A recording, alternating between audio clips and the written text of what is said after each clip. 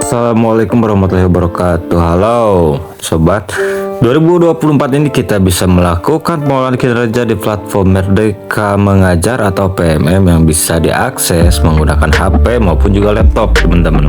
Oke, nah di sini langkah awalnya untuk pengelolaan kinerja guru dan juga kepala sekolah di PMM itu adalah melalui perencanaan ya atau RHK, yaitu rencana hasil kerja pada pengelolaan kinerja di platform Merdeka Mengajar.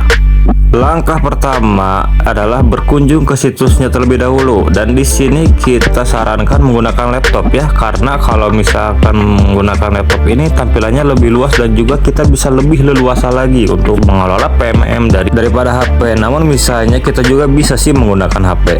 Nah, di sini saya akan memberikan tutorialnya lewat laptop. Jadi yang pertama di sini kita lakukan adalah berkunjung ke gurukemendikbud.co.id atau teman-teman bisa buka di Google, yaitu ketikkan PMM ya.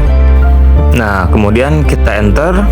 Selanjutnya kita pilih di atas, yaitu Merdeka Mengajar, platform Merdeka Mengajar Kementerian Pendidikan ya, Riset dan Teknologi. Kita klik saja. Oke, nah selanjutnya di sini kita harus login dulu ya. Pastikan login di PMM. Kemudian kita kalau sudah klik buka PMM, kalau misalkan teman-teman belum login, maka akan diarahkan menuju ke halaman login. Kemudian kita klik masuk.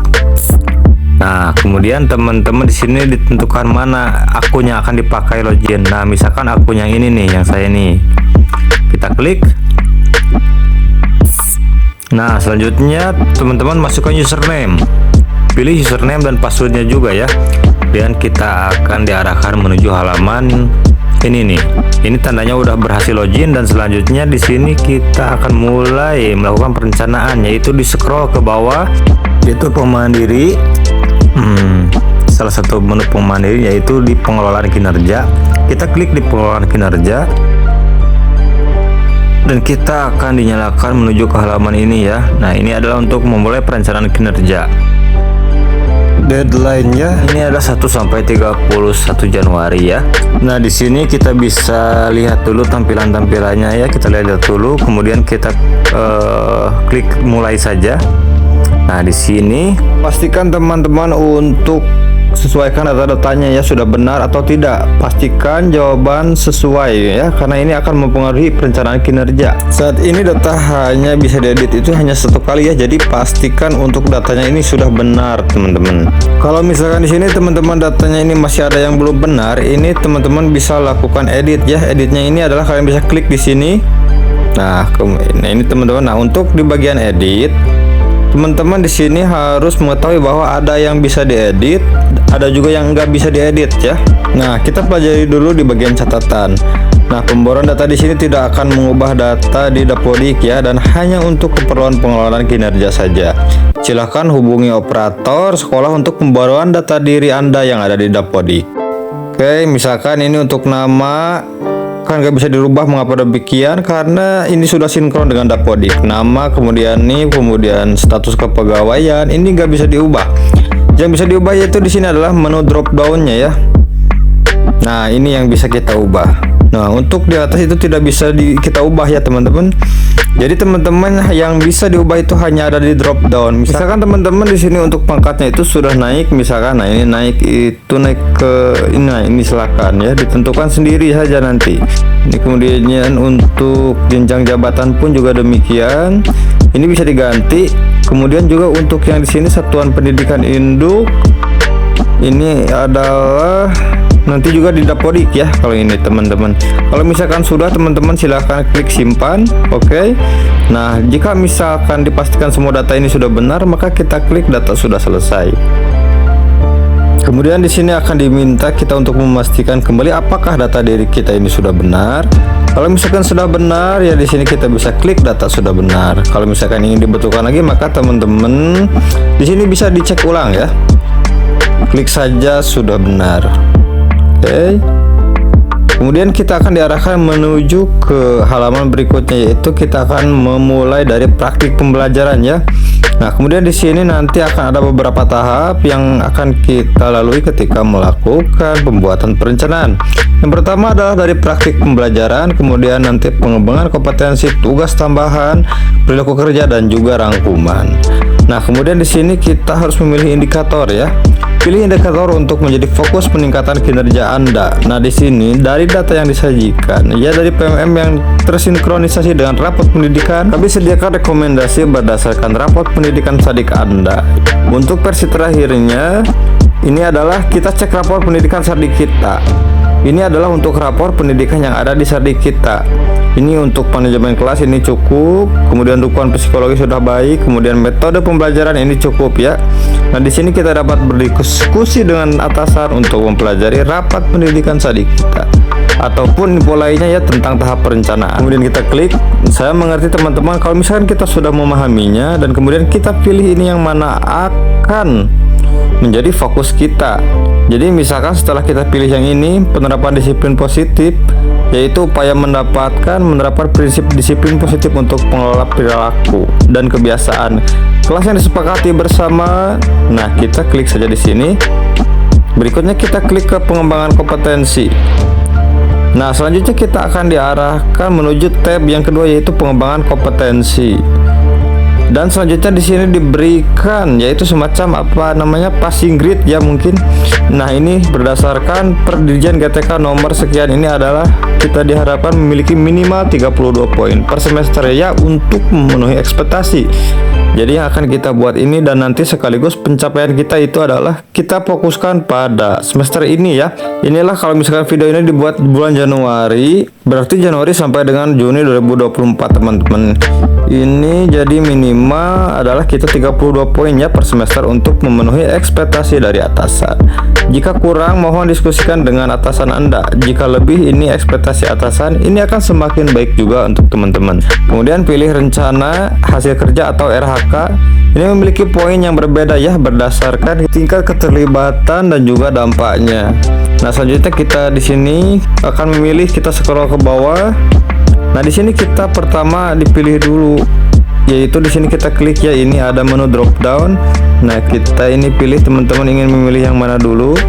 Dan tentunya masing-masing dari pilihan ini memiliki poin-poin tertentu ya. Misalkan di sini meningkatkan kompetensi melalui peran sebagai partisipan, yaitu kegiatan seminar lokarya, konferensi simposium. Nah, ini adalah 4 poin. Yang di sini ada 4 poin juga, yaitu kompetensi, peningkatan kompetensi melalui peran sebagai peserta berbagai praktik baik diselenggarakan komunitas belajar. Nah, tentunya di sini teman-teman bisa memilih. Misalkan hanya memilih satu namun poin sudah penuh. Misalkan di sini ada 128 poin. Itu meningkatkan kompetensi melalui peran sebagai peserta program pelatihan dan pendidikan jangka pendek atau menengah pada bidang kepemimpinan dan bidang teknis yang relevan. Nah, ini teman-teman silakan disesuaikan saja dengan diri sendiri kira-kira bisa dicapai atau tidak ya dalam kurun waktu 1 semester. Nah, ini juga ada yang langsung penuh juga, yaitu 24 poin, meningkatkan kompetensi melalui peran sebagai peserta praktik magang dan seterusnya. Ini kemudian meningkatkan kompetensi melalui peran sebagai penyusunan perangkat ajar. Nah, di sini kita akan memilih yang agak ringan saja, yang tentunya bisa kita jangkau ya dalam kurun waktu 1 semester ini. Dan saya merencanakan untuk 1 semester ini akan mengikuti seminar, misalkan ini meningkatkan kompetensi melalui peran sebagai partisipan di kegiatan seminar ya. Klik kita di sini. Nah, ini sudah ya, ini adalah kita baru mendapatkan 4 poin. Nah, dan di sini kurang 28 poin. Karena itu untuk minimalnya itu adalah 32 poin. Selanjutnya masing-masing itu akan ada rinciannya ya. Nah, nanti target kita itu syaratnya gitu ya teman-teman. Nah, kemudian kita tambah dulu karena masih baru 4 poin, kita klik tambah di sini dan selanjutnya kita pilih di sini ya, klik. Kemudian di sini ada meningkatkan kompetensi melalui peran sebagai peserta praktik. Kemudian opsi di atas ini sudah nggak muncul lagi ya karena sudah kita pilih. Kemudian meningkatkan kompetensi melalui peran sebagai peserta coaching. Kemudian meningkatkan kompetensi melalui peran sebagai penulis aksi nyata, serahkan sejawat ya. Nah, saatnya kita pilih coba yang sekiranya bisa untuk mencapainya dalam 1 semester ini. Dan di sini saya akan memilih yang ini. Nanti saya akan upayakan untuk mengikuti pelatihan yang diadakan oleh Kemendikbud ya. yang bersertifikat tentunya. Nah, saya akan klik di sini. Nah, kita sudah dapat tambahan 8 kan. Jadi di sini kita masih kurang 20 poin. Kemudian kita tambah, kita cari lagi untuk yang berikutnya yang sekiranya nanti bisa untuk mencapainya. Ini saya rasa tidak. Coba kita cari dulu penyusun perangkat ajar, kemudian kompetensi melalui peran peraih pengakuan atau penghargaan, kemudian meningkatkan kompetensi melalui penyusun cerita pendek, cerita praktik ya yang dapat dibagikan kepada guru atau kepala sekolah lain. Kemudian saya akan memilih yang ini aja, meningkatkan kompetensi melalui peran sebagai peserta pelatihan mandiri. Nah, ini kita klik di sini. Selanjutnya sudah tambah 8 poin, di sini masih kurang 12 poin ya. Coba kita tambah lagi, kita cari lagi ya. Nah, kita akan memilih yang mana.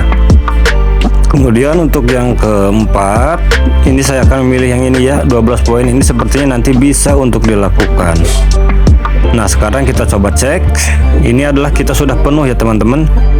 Jadi untuk syaratnya itulah 32 kan. Nah, di sini sudah total poin inilah sudah 32. Sepertinya di sini sudah sama persis ya.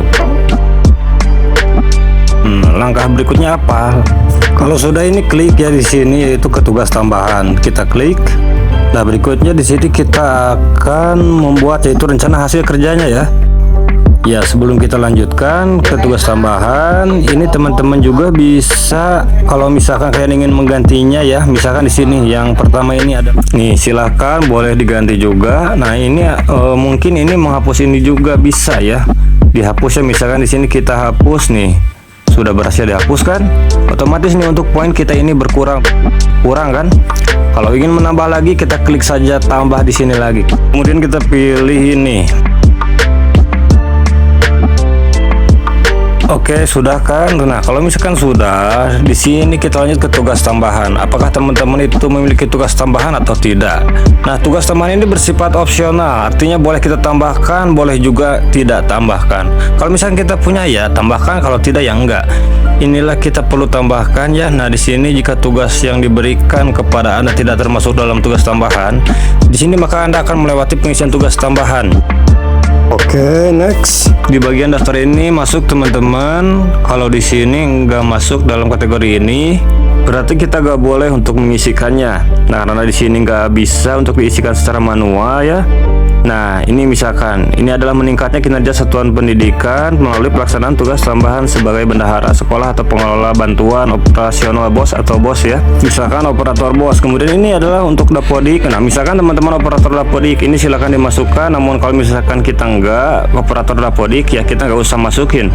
Termasuk bendahara BOS juga demikian. Nah, nanti ada buktinya. Buktinya apa? Yaitu SK dari kepala sekolah yang menunjukkan terkait tentang tugas tambahan itu. Kemudian ini untuk semua jenjang juga, yaitu meningkatnya kinerja atau pendidikan, yaitu melalui tutor pada pendidikan jarak jauh ya. Misalkan saya bendahara BOS, jadi saya pilih yang di sini, klik di sini. Nah, ini teman-teman kita ini sudah sampai di sini. Inilah tadi kita praktik sudah, pengembangan sudah, tugas tambahan sudah, maka kita lanjutkan ke perilaku kerja ya. Misalkan teman-teman di sini tugas tambahannya ada 2, kalian bisa tambahkan di sini ya. Kalau misalkan dihapus ini juga bisa dihapus atau mungkin ingin diedit, teman-teman juga bisa. Nah, selanjutnya kita lanjutkan ke perilaku kerja ini ya, klik di sini. Nah, kita akan diarahkan menuju ke perilaku kerja. Nah, di sini sama halnya dengan teman-teman mengisi kinerja. Ini adalah indikator dan perwujudan dari perilaku kita, yaitu berorientasi pada layanan. Nah, ini kita sudah pilih ya salah satunya. Ini adalah yang mana yang apa istilahnya untuk menggambarkan diri kita ya dan menjadi target kita nantinya. Ini adalah memahami kebutuhan peserta didik dan berusaha memenuhinya. Sekarang kemudian bagaimana Anda menerapkan perilaku tersebut dalam kehidupan sehari-hari? Lihatlah bagaimana apakah mengidentifikasi dulu kemudian menyelesaikan keluhan kemudian melayani pada peserta didik sesuai hasil asesmen awal atau menit kebutuhan ini secara responsif ya. Nah, teman-teman silakan pilih salah satu. Kemudian akuntabilitas nih. Nah, ini kita pilih ini. Akuntabilitas itu yang mana pilihannya yaitu melaksanakan tugas dengan jujur dan seterusnya. Itu kan nah ini kemudian untuk kita untuk menerapkannya itu seperti apa gitu ya. Nah, misalkan seperti ini. Nah, Kemudian kompeten. Ini silakan pilih, yaitu penguasaan kompetensi yang memadai dalam melakukan kinerja. Kemudian perwujudannya itu seperti apa? Nah, menunjukkan, berdiskusi dan seterusnya. Kemudian berikutnya untuk yang harmonis nih kita pilih menghargai setiap warga, satuan pendidikan, misalkan apapun latar belakangnya. Kemudian perwujudannya ini kita pilih. Nah, selanjutnya kita ke loyal ya, loyal. Nah, ini silahkan pilih loyal yang mana nih yang dipilih. Kemudian untuk perwujudannya ini kita bisa pilih. Nah, selanjutnya adaptif. Ini kita pilih menyesuaikan diri dan seterusnya, terus berinovasi. Kemudian untuk pilihannya ini yang mana? Selanjutnya kolaboratif ya, ini yang terakhir kolaboratif. Kemudian untuk perwujudan perilaku kita itu yang mana? Nah, ini kita pilih. Nah, setelah selesai, nah di sini kita tinggal klik ke rangkuman ya, klik ke rangkuman. Nah, selanjutnya di sini rangkuman itu maksudnya kita diminta untuk mengecek ulang dari seluruh isian kita, teman-teman. Jadi kita bisa pastikan ini sudah sesuai. Jadi di sini nanti untuk di bagian rangkuman ini sekaligus juga akan ditunjukkan, yaitu nanti bukti dukungannya itu apa. Misalkan di sini rencana hasil kerja kita RHK, saya telah meningkatkan praktik manajemen kelas dan fokus pada penerapan disiplin positif. Inilah nanti hasil penilaiannya. Ini adalah nanti cek panduannya. Kalian bisa cek di sini untuk panduannya. Nanti untuk buktinya itu apa saja. Nah, ini silakan teman-teman bisa dicek pada bagian ini ya, teman-teman.